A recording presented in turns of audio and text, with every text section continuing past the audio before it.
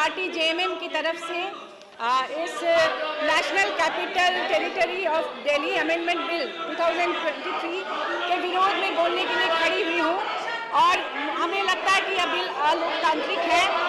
आज दिल्ली की चुनी हुई सरकार के अधिकारों को कम करने का जो प्रयास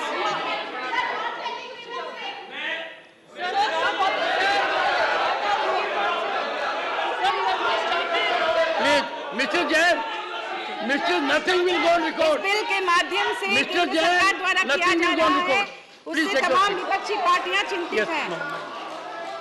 एकाध विपक्षी पार्टियां जो किसी विवशता के कारण खुलकर नहीं बोल पा रही है, वे भी शायद अंदर ही अंदर चिंतित है। लोकतंत्र की खूबसूरती इस बात से है कि सत्ता का विकेंद्रीकरण हो, न कि केंद्रीकरण। ओवर सेंट्रलाइजेशन ऑफ पावर अधिनायकवाद को बढ़ाता है। हिटलर और मुसोलिनी ने पावर का ओवर सेंट्रलाइजेशन किया था।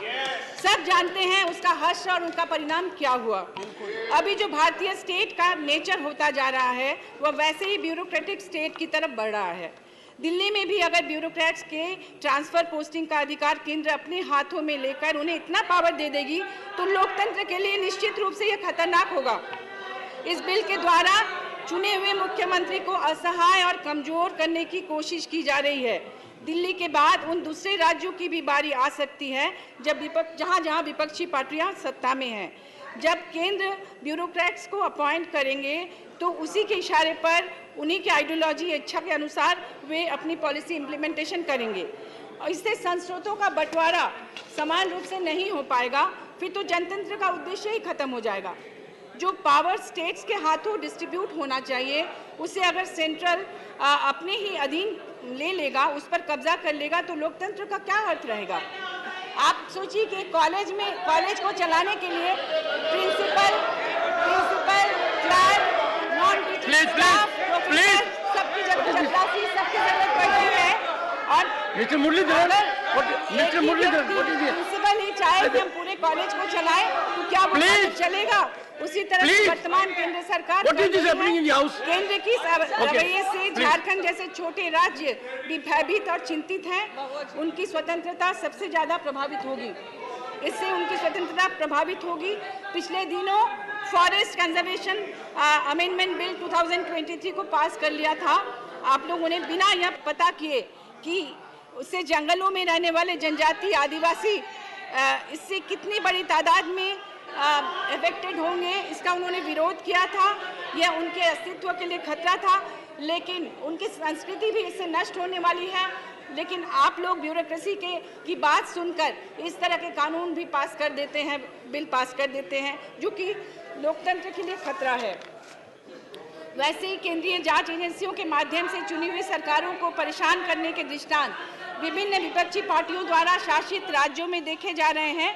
कई विधायकों को डरा धमका कर, कभी लालच देकर अपनी तरफ करने का प्रयास लगातार सत्ता द्वारा किया जा रहा है। दिल्ली का यह बिल पास होने पर दूसरे राज्यों के साथ भी भविष्य में ऐसा ही हो सकता है।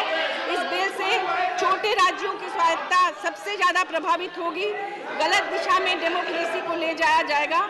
अफसरों के माध्यम से चुनी हुई राज्य सरकार को में खौफ पैदा करने का यह प्रयास असंवैधानिक है। मैं अपनी पार्टी की तरफ से बिल का पुरजोर विरोध करती हूँ। और मैं ये भी कहना चाहूँगी कि सवाल यह है कि जिन्होंने शाबानों के मामले में सुप्रीम कोर्ट के फैसले के संसद में बदले जाने पर सवाल खड़े किए थे, उनके लिए अब सुप्रीम कोर्ट की माता कहाँ चली गई। दरअसल यह दिख रहा है कि केंद्र सरकार लोकतंत्र के दूसरे पायों को लगातार कमजोर कर रही है। सारी संस्थाएं खत्म की जा रही हैं। और मणिपुर जैसे राज्यों में जहां पर आप केंद्र सरकार डबल इंजन की सरकार की बात करती है, वहां हम लोगों ने जाकर देखा कि वहां क्या हश्र हो रहा है। इसलिए मुझे लगता है वहां पूरा आग लगा दी है। और यह हरियाणा में भी हो रहा है। झारखंड को भी बार-बार परेशान किया जा रहा है। श्री अजीत कुमार भुयान।